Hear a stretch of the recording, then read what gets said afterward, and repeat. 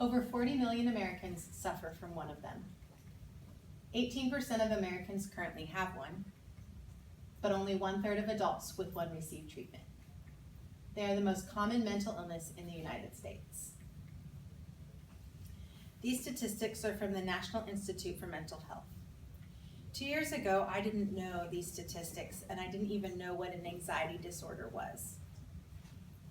They didn't really have any relevance in my life until I became part of the 40 million people in the United States who are diagnosed with an anxiety disorder.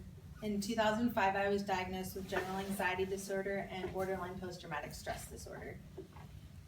Because of my diagnosis, I've done extensive research on the topic. I changed my major to psychology, and obviously I had this personal experience.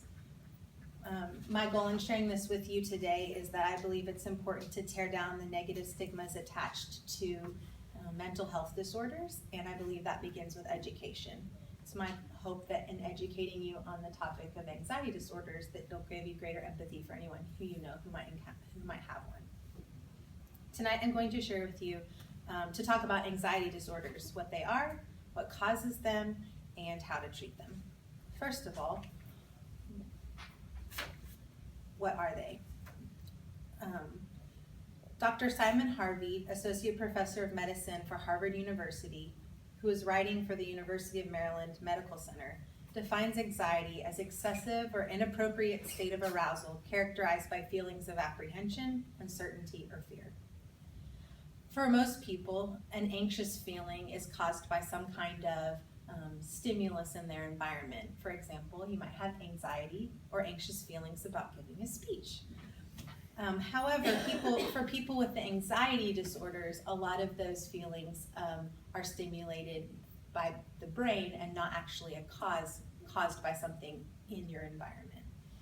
2017 Remedy Health Media article explains what fight or flight is and how it relates to anxiety. Sorry, I've already defined it. So, the brain, fight or flight is designed as a defense mechanism for your brain and for your body. Just like if someone were to come and try to attack you, it would give you the extra blood you need to either fight your attacker or to flee the situation. The way that relates to anxiety is that your brain senses constant danger in your environment without there actually being the danger, and so your body starts to have that fight or flight response. This results in a litany of symptoms that can be outlined by different organizations. I chose to share the ones that were on the National Institute for Mental Health Disorders. I'm sorry, can you go back one? Those symptoms can be restlessness, being easily fatigued, having difficulty concentrating, having muscle tension, or sleep problems. It also can trigger an anxiety attack or a panic attack, and that's when you start to have those fight or flight symptoms, a high heart rate, the feeling of being smothered or choked, rapid breathing, sweating, or the feeling of impending doom. But again, for people with an anxiety disorder, that's not actually caused by something that is an environmental problem, but it's caused by a dysfunction of the brain. Now that I've talked about what anxiety disorders are, it brings me to the second part of anxiety disorders, which is what causes them. The University of Maryland Medical Center article by Dr. Harvey talks about how there are biological causes for anxiety disorders. By and large, most of that is caused by a chemical imbalance in the brain. The most common of this is a low serotonin amount. Serotonin is a neurotransmitter that helps, when you have an anxious response to something, it helps calm your brain back down. People with anxiety disorders oftentimes have low serotonin, and so their body can't calm them down once they're in that anxious response. Another thing that can cause anxiety disorders is prolonged stress. Just like prolonged stress can cause problems for your body and sickness, it can cause problems for your mind, because your body is already under so much stress that additional stress your brain sees as danger and causes that fight or flight anxious response. Another thing that can cause anxiety disorders is trauma. This is actually a defense mechanism of the brain, because your brain is scanning your environment for other sights, smells, feelings, or sounds that remind it of that trauma to prevent you from being in that kind of traumatic experience again. Other causes of anxiety disorders are genetics, family history, and environmental stresses. Now that we know what can cause anxiety, I want to tell you about how we can treat it. The third part about anxiety disorders, and probably the most important, are the treatment options.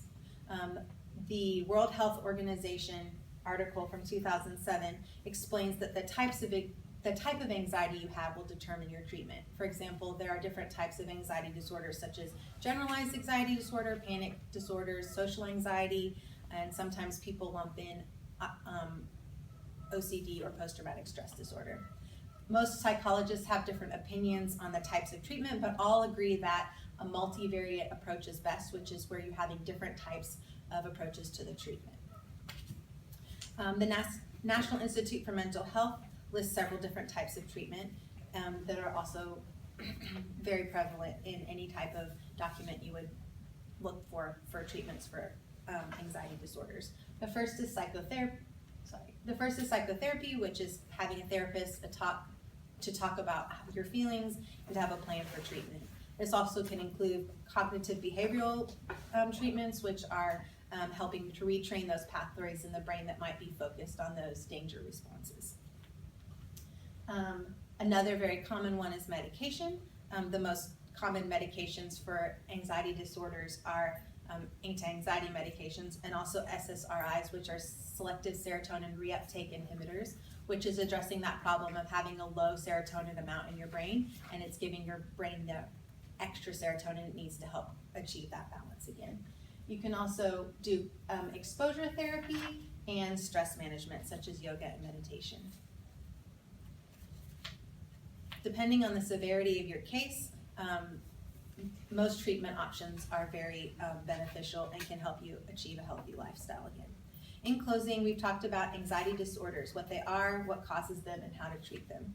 Becoming one of the 40 million people who's affected by an anxiety disorder changed my life. It educated me and caused me to want to help educate others. My hope is that we can break down negative stigmas attached with mental health, especially those with anxiety disorders. Thank you.